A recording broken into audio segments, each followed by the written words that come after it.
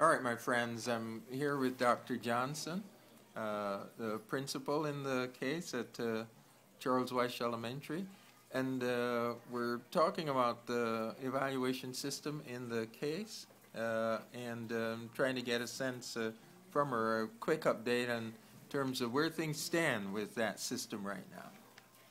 Well, that system currently is still a work in progress.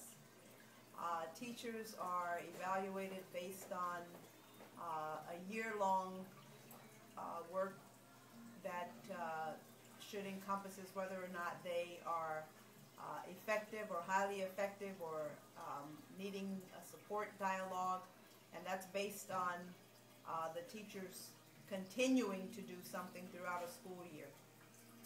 Teachers are considered to be highly effective if they are 50% of that scale, if they are working with others on their grade levels, mentoring others, making additional efforts to have parent communication, making additional efforts to work with students one-on-one, additional time maybe before the bell or beyond the bell.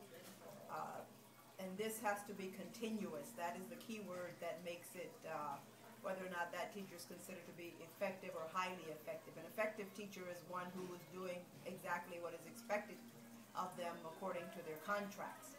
But the highly effective teacher goes above and beyond the entire school year. And even sometimes during the summer, you see those individuals working tirelessly to that end. The system at this point is not completely decided according to the state, because the other 50% of where the teachers are graded according to state assessments has not been determined, because there is some talk about whether or not it is in accordance with the law, and therefore it hasn't been determined at this point. So teachers are still not sure of how many points they're getting of that other 50%. They were not sure at leaving the school year last year, and at this point they're still not sure because it is still under investigation. Now, one thing at my end, in the case that we were studying, it seems teachers think that evaluation process is unfair.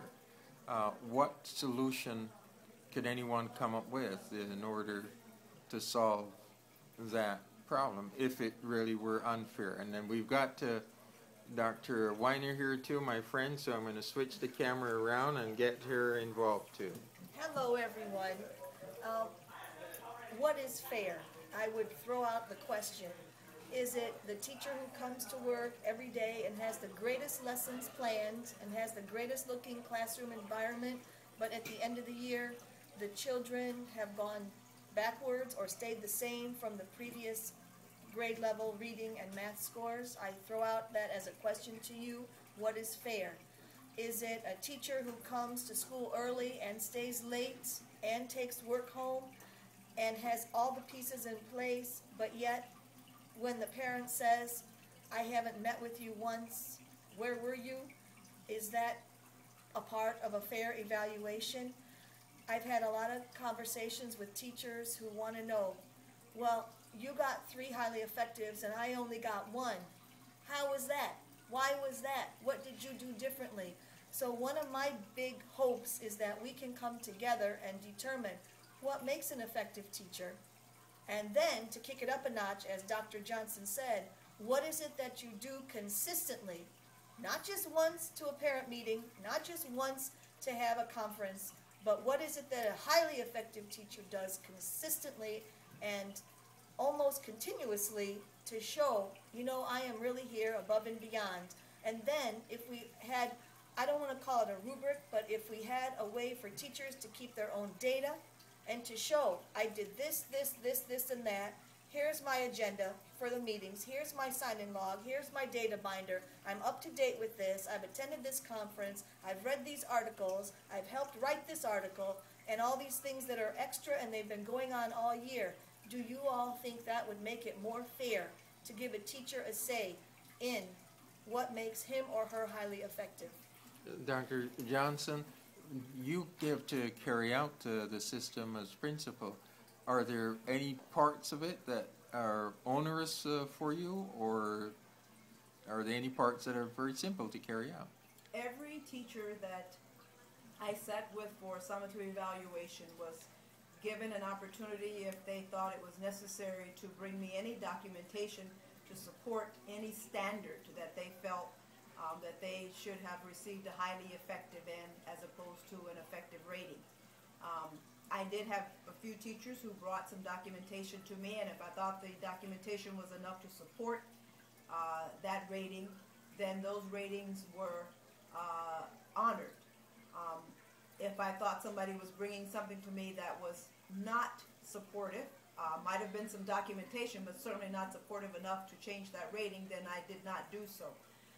It is subjective based on the principal's observations throughout the year, and that is why teachers do have an opportunity to bring with them any documentation that they have to support their stance, or given a chance to go back and bring it. So I do agree with that portion.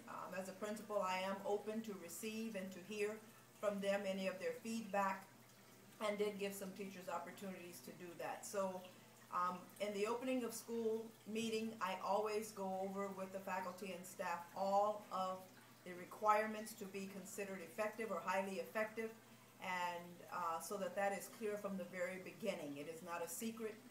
It is told to teachers, and if they're willing to go that extra mile, many of them do anyway. Just make sure that they have some documentation to support that, then it is recognized at the summative evaluation. Thank And you. Erskine, I have seen Dr. Johnson practice the habit of mind, listening with understanding and empathy, because there have been teachers having a powwow or a professional discussion outside her door, and another person would say, well, she didn't see you do that, but bring it to her and let her see it. And when the teacher has made an appointment to bring the data, she does listen with an open mind and an open heart, and show me the data, show me the documents, so that just in case there was something that could have been lifted up a bit, the principal was willing to do that. So we have seen her practice the habit of mind. Congratulations, Dr. Johnson. Thank you.